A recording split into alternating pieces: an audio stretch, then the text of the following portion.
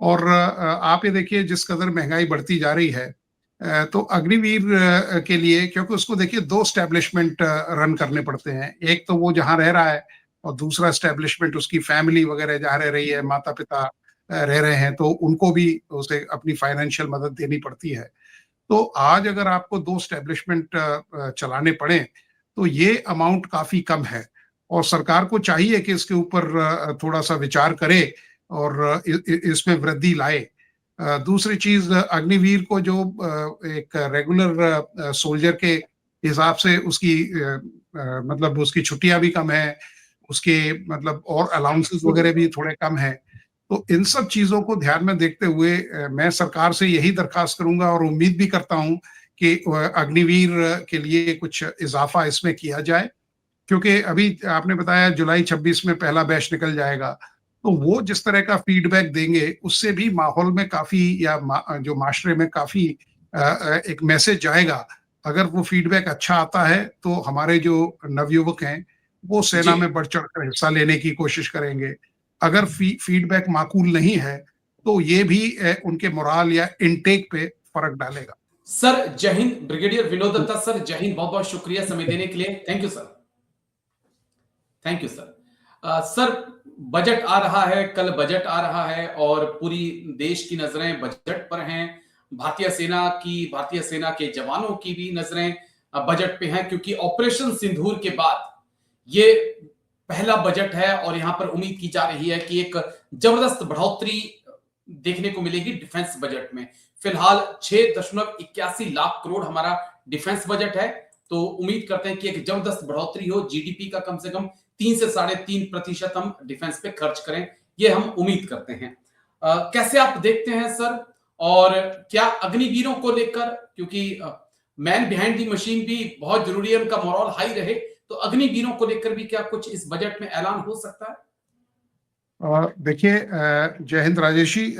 अभी बजट आने वाला है और उस पे चिंता और मंथन दोनों शुरू हो चुके हैं और ये देखा गया है कि इस बार करीब 20% बजट डिफेंस बजट में बढ़ोतरी की उम्मीद है, क्योंकि ऑपरेशन सिंदूर के बाद ये देखा गया था कि किस कदर हमें अपना जो एयर डिफेंस सिस्टम है उसको हमें बढ़ाना चाहिए और जो हमारे एक्विजिशंस हैं उन पे थोड़ा-सा मतलब वॉर फुटिंग पे उनका एक्विजिशन करना चाहिए, क्योंकि हमारे यहाँ जेस्टेशन पीरियड बहुत लंबा हो जाता है। कोई भी इक्विपमेंट जब सेना डिमांड देती है और जब तक वो ट्रुप्स को डिलीवर होता है फील्ड में, उसमें बहुत लंबा अरसा बीत जाता है और जो इक्विपमेंट के 3 फेज़ होते हैं, एक इंडक्शन फेज़, एक एक्सप्लॉइटेशन फेज़ और एक डी इंडक्शन फेज़। तो एक्सप्लॉइटेशन फेज़ का जो जो कहते हैं ना गोल्डन आवर है, वो लूज़ कर देते हैं। तो ओके। सरकार ने इस बार air defence system, anti drone systems और खासकर जो रफाल के साथ जो डील हुई है, क्योंकि हमारी जो मिग 21 की जो स्क्वाड्रन्स थी, वो 2 बिल्कुल। स्क्वाड्रन सितंबर 25 में उनको डीकमीशन कर दिया गया है और उसकी वजह से अभी हमारी जो संख्या है वो 29 स्क्वाड्रन रह गई है, जो बहुत कम है, क्योंकि हमें 42 स्क्वाड्रन चाहिए अगर हमें टू फ्रंट वॉर लड़ना है। जी, क्योंकि उम्मीद तो हम कर रहे हैं कि बजट में चलिए जीडीपी का 3-3.5% मिल जाए तो बहुत अच्छा होगा। लेकिन जो ट्रेंड रहा है वो इतना खास रहा नहीं है, लेकिन उम्मीद है ऑपरेशन सिंदूर के बाद। लेकिन मैन बिहाइंड द मशीन बहुत जरूरी होता है सर, और खासकर इस वक्त पूरे देश में चर्चा अग्निवीरों की है, क्योंकि इसी जुलाई में पहला बैच आउट हो जाएगा और अग्निवीरों के लगातार कई मैसेज मेरे पास आ रहे हैं, कई जगह पर उनसे बात भी हो रही, तो वो कह रहे हैं सर कि 22,000, 22,000 तो बोला सिविल में भी कोई इतने हल्के में, इतने कम में नौकरी नहीं करता है। वहां पर भी बोला मजदूर को 1,000 रुपया दिहाड़ी मिलती है तो वो महीने का 30,000 कमा लेता है। तो उम्मीद करें हम कि अग्निवीरों को लेकर कोई एक ऐलान हो सकता है, कोई एक गुड न्यूज जो है वो वित्त मंत्री की तरफ से या रक्षा मंत्री की तरफ से दी जा सकती है इस पूरे सेशन में सब। देखिए, ये आपने जो प्रश्न उठाया है बड़ा रेलेवेंट है और बड़ा ज्वलंत मुद्दा है, क्योंकि आपने ठीक कहा, क्योंकि जब तक देखिए सैनिक को एक सम्मान नहीं दिया जाएगा या उसे एक सम्मान निधि नहीं दी जाएगी, तब तक उसका मोराल पे काफी फर्क पड़ता है। और आर्मी में आप खुद सेना से संबंधित रहे हैं, तो आपको मालूम है कि मोराल कितना बड़ा फैक्टर है।